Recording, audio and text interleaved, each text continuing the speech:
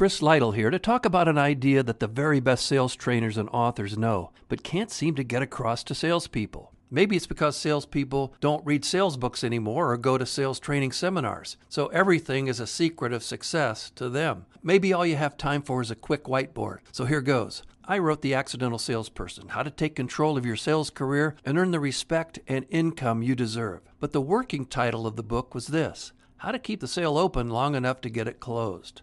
As you know, it often takes more than one meeting to get a deal done. Like the time Michael was working for me and was trying to sell the online training course I'd developed. One day he got in his car and headed out for a meeting. He drove from Madison, Wisconsin, all the way to Stevens Point and back, a 225-mile sales call. Well, when he got back to headquarters, I asked him to come into my office so we could debrief. How did it go up there, Michael? It was a great meeting, he averred. Well, then you must have a signed contract in your briefcase. Let's see it.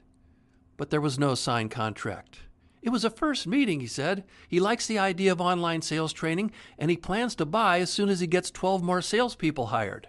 What's the next step, Michael? I asked. I always ask, what's the next step? And if you're a sales manager, you need to be asking, what's the next step, until you're blue in the face, because that's about the time your salespeople will start asking it of themselves. Michael's answer? He wants me to call him in the spring. It's October, Michael, and spring is 6 months away. Do you have an interim step? Nope. Spring is 92 days long. Is there a certain date in the spring he wants you to call? Nope. Then it wasn't a great meeting. Neil Rackham wrote Spin Selling, the best book ever written about selling. Here's how Rackham defines sales success. You either get an order or you get an advance. He defines failure as getting a continuation or a no. Call me in the spring is a continuation. I'm interested. Let's circle back on this after the new year is a continuation. Here's how Rackham defines an advance. When an event takes place, either in the call or after it, that moves the sale forward toward a decision. And Neil has one more idea about why thinking in terms of advances is so important. Salespeople who consistently aim for advances rather than continuations are often described by their managers as good closers. In fact, their success comes from how they set call objectives rather than from how they close. That means you need a pre-meeting plan or objective for every meeting. Here are the 3 pre-call planning questions I suggest you answer before you wander into someone's office. 1. If this meeting is successful, what will happen? 2. What am I going to ask the person I'm meeting with to do? 3. What is my fallback position or ask if they don't agree to do what I'm asking first? The best title of any sales book ever written is this one.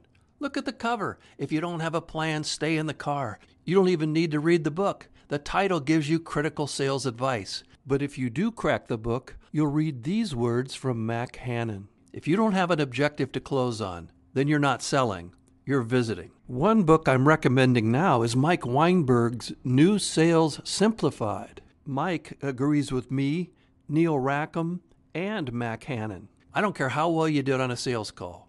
If they gave you a standing ovation at the end of your presentation and tell you, you were the best salesperson I've ever seen, if you leave that meeting without getting them to agree to a next step, you failed.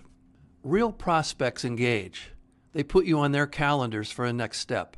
Information seekers make you chase them around.